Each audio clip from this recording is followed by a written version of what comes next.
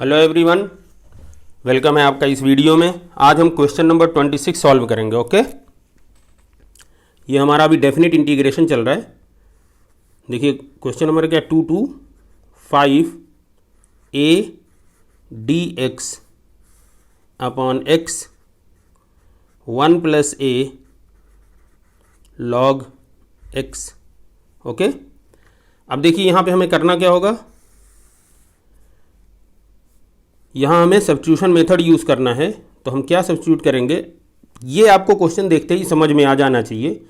तो ये कैसे समझ में आएगा, जितनी अच्छी आपकी प्रैक्टिस होगी उतना ही तेज़ आप इसको सोच पाएंगे। यहाँ पे कोई ऐसा मेथड नहीं है कि जिससे आपको बताया जा सके, बस आपको कुछ सावधानियाँ बरतनी है, कुछ चीज़ें ध्यान में रखनी है कि जैसे आप log x को इंटीग्रेट करें, डिफरेंशिएट करें तो हमें 1/x मिलता है। 1/x है ही यहाँ पे, तो हम इस log x के बजाय इस पूरे को हम कर लें, तब डिफरेंशिएट तब भी हमारा 1/x ही आएगा।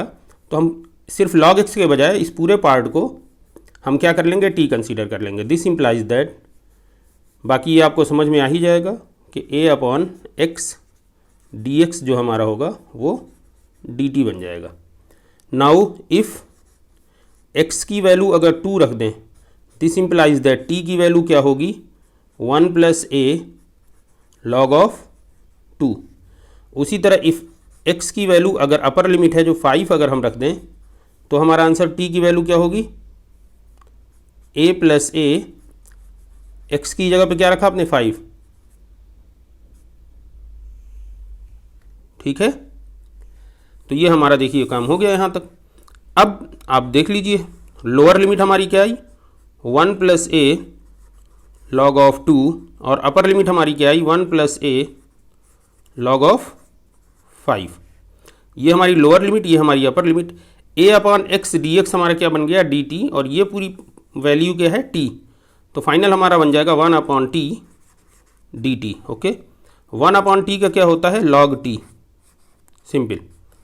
और अब इस पर लिमिट इम्पोज कर दीजिए, 1 प्लस a log 2, और यहाँ हो जाएगी limit 1 plus a log 5।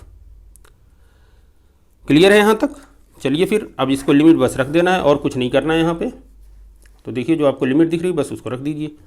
Now this is equal log, देखिए t की जगह पे आपको क्या रखना है, 1 प्लस a log 5। अब उसके बाद माइनस लगा देना लोअर लिमिट के लिए, log t की जगह पे क्या रखेंगे, 1 plus a log of 2। Clear है ये। अब यहाँ पे आप एक स्टेप और करिए, log की प्रॉपर्टी आप लगा दीजिए। log की प्रॉपर्टी आप लगाएंगे तो log a minus log b, तो ये क्या बन जाता है, जब log में माइनस रहता है तो log a divide by b। तो ये पूरा हमारा a हम मान लेते हैं, तो 1 प्लस a log 5 अपॉन, ये माइनस में है तो log का जो वेरिएबल है वो डिवाइड में यहाँ आ जाएगा, 1 प्लस a log ऑफ 2। देखिए यही हमारा फाइनल आंसर हो जाएगा। ठीक है,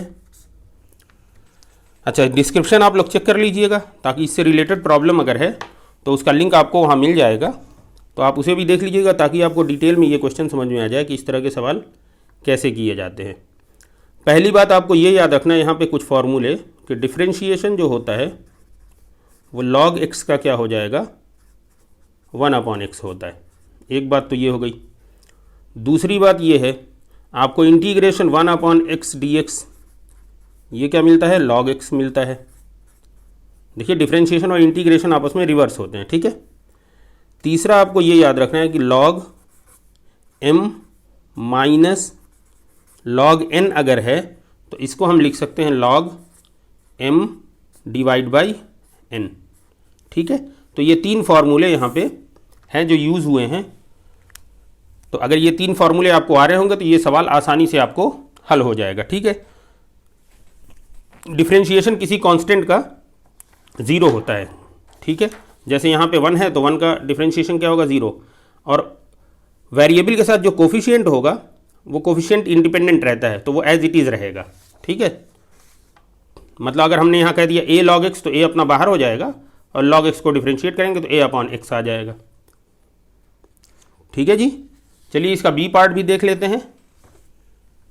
बी पार्ट हम करते हैं। बी पार्ट हमारा, ओके जी, बी पार्ट हमारा है। देखिए बी पार्ट में हमने यहाँ लिमिट नहीं लगाई है। देखिए लिमिट हम भूल गए हैं, तो आप लिमिट 1 to 2 रख लीजिए, सिंपल, ठीक है। तो लिमिट हम 1 to 2 रख देते हैं, 1 to 2, और a e⁻x upon b + a e⁻x power beta, और ये हमारा हो गया dx। देखिए यहाँ पे फिर वही है, आपको सब्स्टिट्यूशन मेथड यूज़ करना है। तो b + a e⁻x पूरे को आप कर देंगे t। This implies that a e⁻x dx जो होगा dt हो जाएगा। ये आप समझ ही रहे होंगे कैसे हम करते हैं। अब लिमिट आपको चेंज करनी है। लिमिट इफ़ x इक्वल, अगर लोअर लिमिट पहले लीजिए, दिस इम्प्लाइज दैट t की वैल्यू क्या हो जाएगी, b + a e⁻1, मतलब ये हो जाएगी b + a e। उसी तरह अगर x की वैल्यू आप 2 रख दें, दिस इम्प्लाइज दैट t की वैल्यू क्या हो जाएगी, b + a e²। ओके जी, तो ये इतनी चीज़ हो गई। अब आप लिमिट रख दीजिए नई वाली। तो ये लोअर लिमिट है b + a e और अपर लिमिट है b + a e²। ओके, और ये फाइनल आ जाएगा 1/t⁵ और ये हमारा हो जाएगा dt। ओके जी, इसको आप करेंगे तो ये क्या हो जाएगा, t⁻−β होगा। t⁻−β का मतलब इंटीग्रेट जब करेंगे तो -β + 1 अपॉन -β + 1। देखिए कैसे हमने किया, t जब ऊपर ले जाएंगे तो t⁻ क्या हो जाएगा, -β, और t⁻−β का इंटीग्रेशन क्या होगा, -β + 1, और जो पावर आती है उसी पावर से डिवाइड कर देते हैं। तो लोअर लिमिट है b + a e, upper limit है b + a e²। Now this is equal 1/1 - β, ये तो बाहर कर लीजिए। और चलिए एक बार लिख लेते हैं t⁻1 - β, इसको कर लीजिए। तो ये हमारा हो गया b + a e और ये है b + a e²। अब वैल्यू पुट कर दिए फाइनली 1/1 - β। देखिए t की जगह पे क्या रख देना है, अपर लिमिट, ये पूरी रख देना है t की जगह। तो b + a e² पावर 1 - β।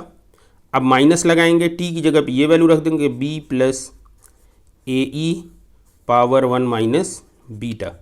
देखिए इसमें और कुछ सिंपल नहीं होना है, तो यही आपका फाइनल आंसर हो जाएगा। ओके जी, उम्मीद है सवाल समझ में आ रहा होगा। डिस्क्रिप्शन ज़रूर चेक करिएगा, उसमें इससे रिलेटेड इनडेफिनिट इंटीग्रेशन की प्रॉब्लम का लिंक आपको मिल जाएगा, ठीक है। तो वहाँ से आपको समझने में आसानी होगी कि इस तरह के क्वेश्चन से सॉल्व कैसे होते हैं, ठीक है जी। चलिए मिलते हैं अगली वीडियो में, अपना ख्याल रखिए, सुरक्षित रहिए। ओके जी, गुड बाय।